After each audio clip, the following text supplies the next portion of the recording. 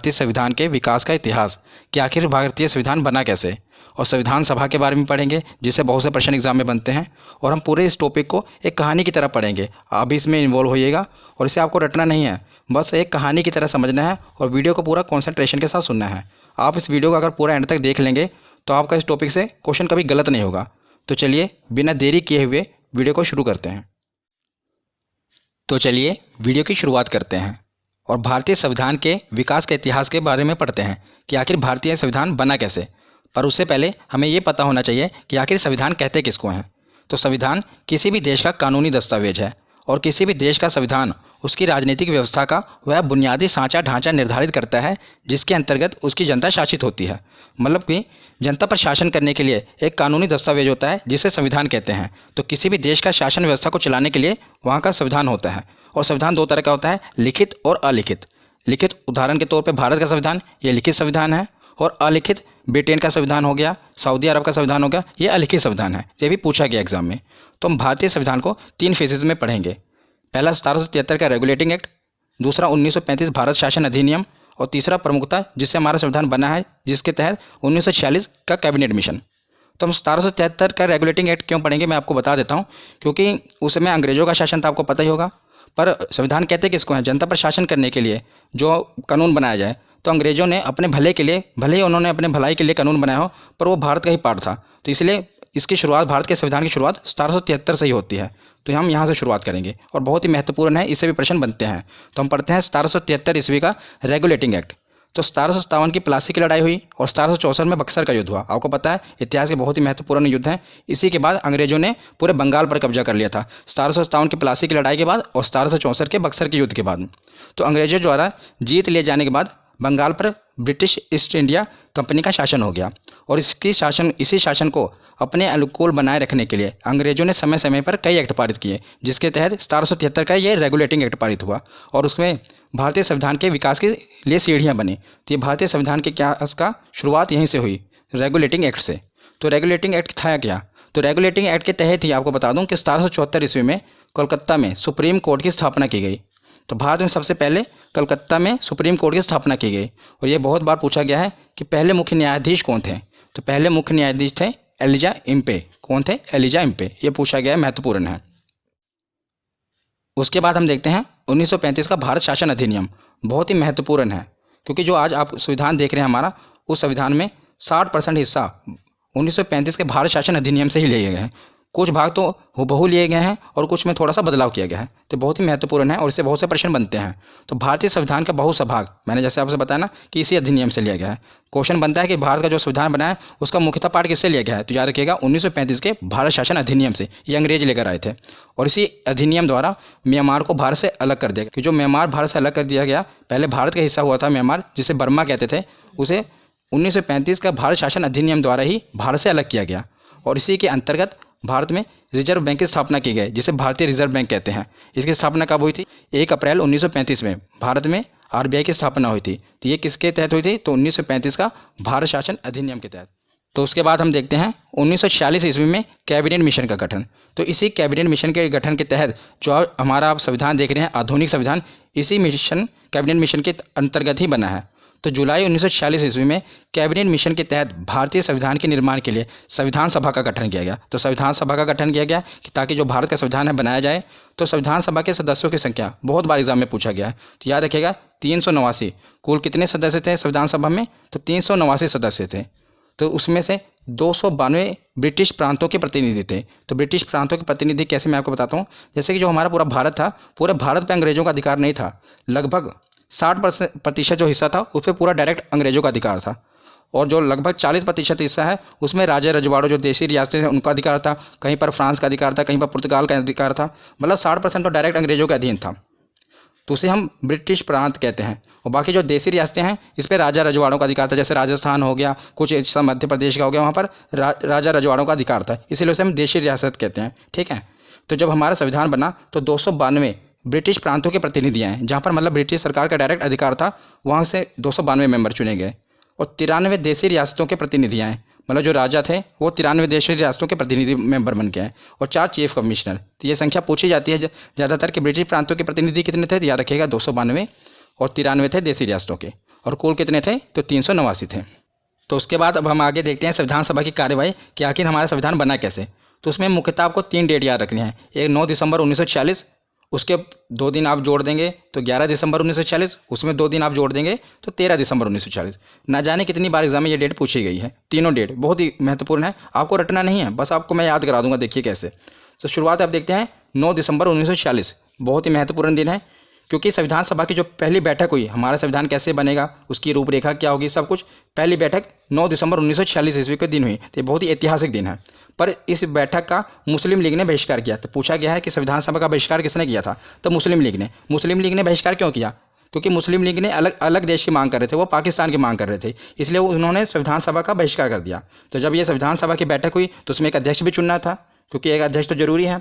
पर जब बहिष्कार हो गया तो सभा ने सोचा कि पहले एक अस्थायी अध्यक्ष चुन लेते हैं, उसके बाद हम स्थायी अध्यक्ष चुन लेंगे। तो सभा ने निर्णय लिया, संविधान सभा ने, कि हम एक अस्थायी सदस्य चुनेंगे। तो सभा का जो सबसे बुजुर्ग सदस्य था डॉक्टर सच्चिदानंद सिन्हा, ये सबसे सीनियर थे, इन्हें अस्थायी अध्यक्ष चुन लिया गया कि जब तक स्थायी अध्यक्ष नहीं हो जाता आप अस्थायी अध्यक्ष रहेंगे। पर उसके 2 दिन बाद जब संविधान सभा की बैठक हुई तो डॉक्टर राजेंद्र प्रसाद को संविधान सभा का स्थायी अध्यक्ष चुन लिया गया। बहुत ही महत्वपूर्ण है दोनों, याद रखिएगा। जब आपसे पूछा जाए कि संविधान सभा का अस्थायी अध्यक्ष कौन थे, तो याद रखिएगा डॉक्टर सच्चिदानंद सिन्हा थे, डॉक्टर सच्चिदानंद सिन्हा। पर जब पूछा जाए कि स्थायी अध्यक्ष कौन थे, तो डॉक्टर राजेंद्र प्रसाद। तो उसके 2 दिन बाद 9 हो गई, फिर 11 दिसंबर 1946 हो गई। अब देखते हैं 13 दिसंबर 1946। तो 13 दिसंबर 1946 को जवाहरलाल नेहरू ने सभा के समक्ष उद्देश्य प्रस्ताव, जिसे हमारे भारतीय संविधान की प्रस्तावना कहते हैं, उसे पेश किया और इसी के साथ संविधान बनने की कार्यवाही शुरू हुई। तो ये क्वेश्चन पूछा जाता है कि जवाहरलाल नेहरू ने उद्देश्य प्रस्ताव कब पेश किया, तो इसे 13 दिसंबर को, जब अध्यक्ष बन गए उसके बाद ही आगे कार्यवाही शुरू होगी संविधान सभा की। उसके 2 दिन बाद 13 दिसंबर को उन्होंने उद्देश्य प्रस्ताव पारित किया, पेश किया संविधान सभा के। तो उसके बाद हम कुछ प्रमुख समितियों के अध्यक्ष देख लेते हैं। ये सभी मोस्ट इंपॉर्टेंट है, बहुत बार एग्जाम में डायरेक्ट पूछे जाते हैं और 1 नंबर का, आपको कुछ नहीं करना, बस इसको देखिए कैसे याद करते हैं। सबसे पहले संचालन समिति। तो संविधान सभा के अध्यक्ष कौन थे, तो डॉक्टर राजेंद्र प्रसाद, वही संचालन समिति के अध्यक्ष थे। उसके बाद प्रारूप समिति, यानी कि ड्राफ्टिंग समिति, कि संविधान की रूपरेखा क्या होगी, कैसे बनाना है, तो उसके अध्यक्ष सभी को पता ही होना चाहिए, बाबा साहब डॉक्टर भीमराव अंबेडकर, ये प्रारूप समिति के अध्यक्ष थे। तीसरा याद रखना है आपको, प्रांतीय संविधान समिति। प्रांतीय मतलब कि जैसे आपको पता है भारत आज हम राज्य कहते हैं ना, उस समय प्रांतों में बटा हुआ था। तो इस सभी प्रांतों को एकजुट किसने किया, भारत को एकजुट किसने किया, तो सरदार वल्लभ भाई पटेल ने। इससे आप याद रख सकते हैं कि प्रांतीय संविधान समिति के अध्यक्ष कौन थे, तो सरदार वल्लभ भाई पटेल। उसके बाद देते हैं संघीय संविधान समिति। संघ मतलब कि केंद्र, तो हमारे पहले प्रधानमंत्री पंडित जवाहरलाल नेहरू संघीय संविधान समिति के अध्यक्ष थे। और राष्ट्रीय ध्वज संबंधी समिति जो बनी थी उसके अध्यक्ष कौन थे, तो ये भी एसएससी में पूछा गया था कि राष्ट्रीय ध्वज संबंधी समिति के अध्यक्ष कौन थे, तो डॉक्टर राजेंद्र प्रसाद। आपको ये 5 याद होना चाहिए और बहुत ही महत्वपूर्ण है, या आपको याद भी हो गए होंगे क्योंकि ज़्यादा इसमें कुछ डिफिकल्ट नहीं है। उसके बाद हम देखते हैं कि आपको पता है कि मुस्लिम लीग ने संविधान सभा का बहिष्कार कर दिया क्योंकि वो अलग देश की मांग कर रहे थे। तो आखिर दिन आ ही गया कि 3 जून 1947 को यह घोषणा कर दी गई कि भारत का बंटवारा होगा। भारत का बंटवारे की घोषणा कब की गई, तो 3 जून 1947 को। तो भारत जो है अपना आज़ादी दिवस 15 अगस्त 1947 को मनाता है, पर पाकिस्तान अपना आज़ादी दिवस 14 अगस्त 1947 को मनाता है। तो जब देश का विभाजन हो गया तो उसके बाद जो संविधान सभा बैठी थी उसका पुनर्गठन हुआ। तो 31 अक्टूबर 1947 को संविधान सभा का पुनर्गठन किया गया। पुनर्गठन क्यों किया गया, क्योंकि जो पहली संविधान सभा बैठी थी उसमें तो जो पाकिस्तान के सदस्य थे वो भी तो इंक्लूड थे ना। जो पाकिस्तान की जो देशी रियासतें थी, जो वहाँ के राजा थे और जो वहाँ के प्रांतों के ब्रिटिश प्रांतों के प्रतिनिधि थे वो भी सम्मिलित थे। लेकिन जब पाकिस्तान एक अलग देश बन गया, इधर बांग्लादेश जो आज हम पहले पूर्वी पाकिस्तान वो भी बन गया, तो जो उसके राजा रजवाड़े थे वो हमारे संविधान में क्यों भाग लेंगे। तो इसीलिए अब क्या हुआ, सदस्यों की संख्या कम हो गई। पहले कितनी थी, तो याद रखना पहले थी 389, 389। अब कितनी हो गई, तो 299। जब आपसे प्रश्न बनेगा तो ऐसा पूछा जाता है कि संविधान सभा की जब पहली बैठक हुई तो उसमें कुल सदस्य कितने थे, तो याद रखिएगा 389। तो जब पूछा जाएगा कि जब भारत का विभाजन हो गया तो जब संविधान सभा का पुनर्गठन के बाद कितने सदस्यों की संख्या हो गई, तो 299। इसमें कंफ्यूज ना होइएगा क्योंकि कम हो जाएंगी ना, या बस ये पहले 389 थी उसके बाद कम होकर 299 हो गई। तो जब 299 होगी तो प्रांतीय सदस्यों में भी कमी आएगी, तो 229 ब्रिटिश प्रांतीय सदस्य थे और राजे रजवाड़ों में भी कमी आएगी। तो पहले जो 70, अभी कितने हो गए 70, और पहले कितने थे, तो पहले मैं आपको बताऊँ तो पहले थे 93 और अब कमी हो गई कितने हो गए 70। और पहले ये प्रांतीय सदस्य कितने थे, तो प्रांतीय सदस्य 292 और अब कम हो गए कितने हो गए 229।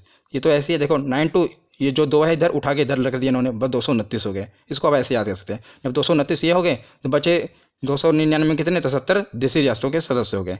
ठीक है ना, ये भी आपको याद रखना है। तो उसके बाद हम देखते हैं कि ये जब सभा का पुनर्गठन हुआ तो उसके बाद संविधान बनने की कार्यवाही तेज हो गई। तो दुनिया भर के संविधान को बारीकी से परखने के बाद बाबा साहब भीमराव अंबेडकर ने भारतीय संविधान का मसौदा तैयार किया। तो उन्होंने मतलब दुनिया भर के जितने भी संविधान हैं उनको बारीकी से परखा और उसमें से अच्छे अच्छे विचारों को उठाया, अच्छे अच्छे कानून को उठाया। तो जो संविधान के स्रोत हैं इससे भी प्रश्न बनते हैं। तो मैं इसका जो सेकंड पार्ट है वो संविधान के स्रोत कि मतलब कहाँ से क्या उठाया गया वो भी आपको बताऊंगा। तो बहुत इंपॉर्टेंट वीडियो है, बस मैं नेक्स्ट वीडियो वही अपलोड करूँगा, इसलिए आप अपने चैनल को सब्सक्राइब जरूर कर लें। तो दुनिया भर के कानूनों को, संविधान को बारीकी से परखने के बाद बाबा साहब भीमराव अंबेडकर ने भारतीय संविधान का मसौदा तैयार किया और आखिर वो दिन आ गया कि 26 नवंबर 1949 को भारतीय संविधान पूरी तरह से बनकर तैयार हो गया और इसे संविधान सभा द्वारा पारित कर दिया गया। तो उस समय कुल कितने मेंबर थे, तो याद रखिएगा जब सभा का पुनर्गठन हुआ था 299 मेंबर थे ना, तो उनके हस्ताक्षर हुए और उसके बाद ये जो है संविधान बनकर तैयार हो गया। इसीलिए 26 नवंबर को संविधान बनकर तैयार होता है, इसीलिए 26 नवंबर को संविधान दिवस मनाया जाता है। ये भी याद रखिएगा, महत्वपूर्ण है। पर 26 नवंबर को संविधान बन तो गया, पर इसे लागू कब किया गया, तो 26 जनवरी 1950 को लागू किया गया। इसके पीछे भी कारण है कि संविधान बना हो 26 नवंबर को, पर लागू 26 जनवरी 1950 को क्यों किया गया।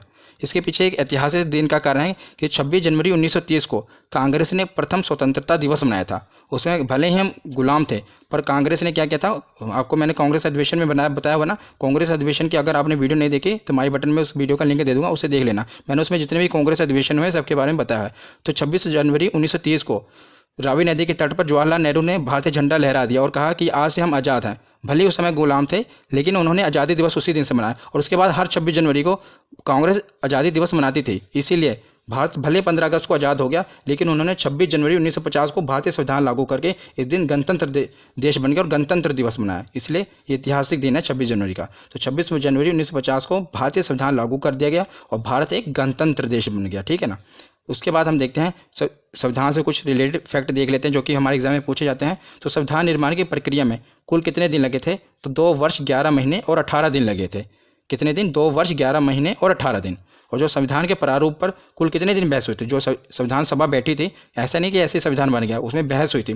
तो जैसे आप देखते हैं ना संसद में बहस होती है किसी कानून बनने पर, तो कुल 114 दिन की बहस हुई थी संविधान बनने के लिए। और संविधान के निर्माण पर कुल खर्च कितना आया था, तो एग्जैक्ट बताऊं तो आपको 63,96,729 रुपये, लगभग आप जान लीजिए कि 64 लाख रुपये का खर्च आया था हमारे संविधान को बनाने में। और जब संविधान बना था तो इसमें कुल कितने 22 भाग, 395 अनुच्छेद और 8 अनुसूचियाँ थी।